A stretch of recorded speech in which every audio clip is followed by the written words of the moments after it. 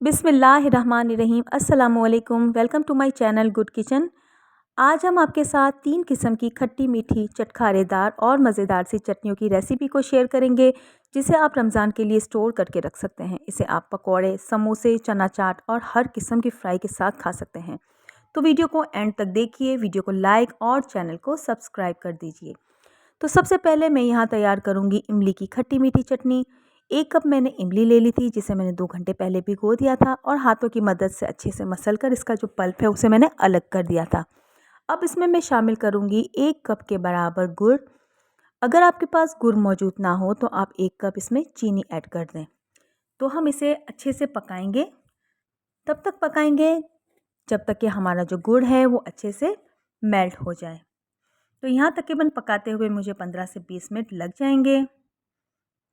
तो देखिए यहाँ पर उबाल अच्छे से आ चुका है।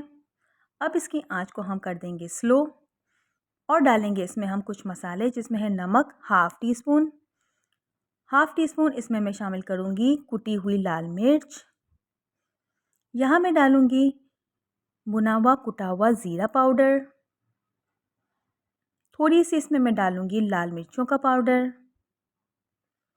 और ये हम डालेंगे इसमें सूंड तकरीबन हाफ़ टी स्पून।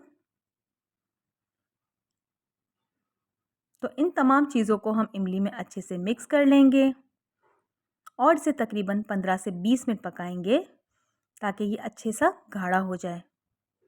तो देखिए हमारी जो चटनी है गाढ़ी होना स्टार्ट हो गई है। इसे हम मज़ीद 5 से 10 मिनट पकाएंगे ताकि ये अच्छी सी गाढ़ी हो जाए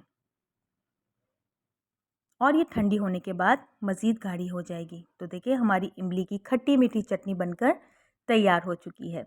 अब यहाँ मैं लूँगी एक लूँगी जग। इसमें मैं शामिल करूँगी 20 अदद गोल वाली मिर्च। ये ज़्यादा तीखी वाली मिर्च नहीं है। अब इसमें मैं शामिल कर दूँगी 4 अदद बड़े साइज़ के टमाटर। टमाटर हमारे पास फ्रेश रेड वाले हैं, तो आपने यहाँ कच्चे टमाटर का इस्तेमाल बिल्कुल नहीं करना। अब मैं इसमें शामिल कर दूँगी लहसुन।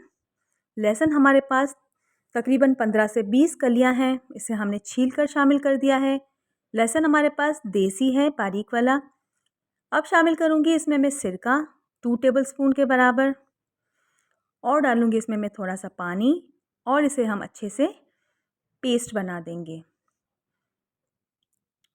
तो अब यहाँ लूँगी मैं एक बर्तन, जिसमें मैं शामिल करूँगी कुकिंग ऑयल। तो कुकिंग ऑयल हमने हाफ़ कप से भी कम लिया है। अब ये जो टमाटर का पेस्ट है जिसे हमने अभी रेडी किया है वो शामिल कर देंगे। इसे हम अच्छे से मिक्स कर लेंगे और तकरीबन 10 से 15 मिनट इसे हम पकाएंगे।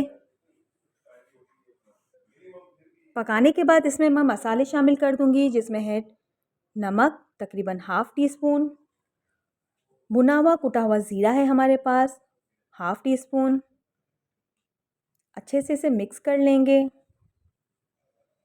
और मिक्स करके हम इसे तकरीबन 20 से 25 मिनट पकाएंगे ताकि टमाटर का जो पानी है वो ड्राई हो जाए और चटनी हमारी अच्छे से गाढ़ी हो जाए। तो यहाँ हमारे पकाते हुए तकरीबन 20 मिनट हो चुकी हैं। तो देखें हमारी जो टमाटर की चटनी है वो बनकर तैयार हो चुकी है। तो अब हम रेडी करेंगे हमारी थर्ड चटनी। तो यहाँ मैंने लिया है एक जग, जिसमें मैंने शामिल कर दिया है 1 गड्डी के बराबर हरा धनिया। इसकी डंडियों के साथ हम इसमें शामिल कर देंगे। साथ ही इसमें मैं शामिल कर दूंगी पुदीना। पुदीना की क्वांटिटी हमारे पास हाफ़ है। प्याज डालेंगे एक बड़े साइज़ की, जिसे मैंने रफली चॉप कर लिया है। लहसुन डालेंगे 10 से 12 कलियाँ और 4 अदद शामिल कर दूंगी मैं इसमें हरी मिर्च। 2 टेबलस्पून सिरका शामिल कर देंगे और थोड़ा सा पानी शामिल करके इसका मैं अच्छे से पेस्ट बना दूंगी। तो देखिए हमारा जो पेस्ट है वो रेडी हो चुका है।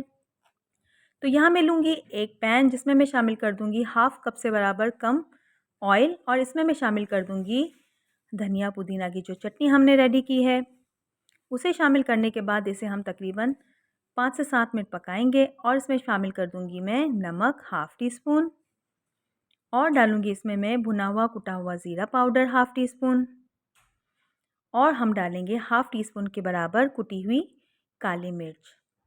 अच्छे से इसे मिक्स कर लेंगे और इसे तकरीबन हम 10 से 15 मिनट अच्छे से पकाएंगे। तो देखें, तकरीबन 10 मिनट हमें हो चुकी हैं इसे पकाते हुए। अब मैं इसमें डालूँगी कॉर्नफ्लावर।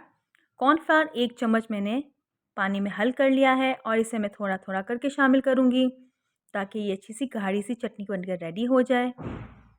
तो देखें, इसे हम पकाएंगे अच्छे से। कॉर्नफ्लावर हम इसमें थोड़ा-थोड़ा करके शामिल करेंगे, एक साथ इसमें नहीं डालेंगे। तो बस कॉर्नफ्लावर हमने शामिल कर दिया है और इसे 3 से 4 मिनट हम इसे मज़ीद पकाएंगे और इसका फ्लेम हम ऑफ़ कर देंगे। और हमारी जो चटनी है बनकर रेडी हो चुकी है। तो देखा आपने कितनी क्विक सी, कितनी मज़ेदार सी चटनियाँ बनकर रेडी हो चुकी हैं। रमज़ान के लिए आप इसे बनाकर तकरीबन 1 महीने के लिए स्टोर कर सकते हैं। बहुत ही मज़ेदार ये चटनी बनकर रेडी हुई है, जिसे आप रोल, समोसे, पकौड़े, चना चाट, आलू की टिक्की के साथ सर्व कर सकते हैं। तो कैसी लगी आपको हमारी आज की रेसिपी? वीडियो अच्छी लगे तो लाइक कर दीजिए, हमारे चैनल गुड किचन को सब्सक्राइब कर दीजिए और रेसिपी को ज़रूर ट्राई कीजिएगा। इसके साथ साथ हमें अपनी दुआओं में भी ढेरों ढेर शामिल रखिएगा। अल्लाह हाफ़िज़।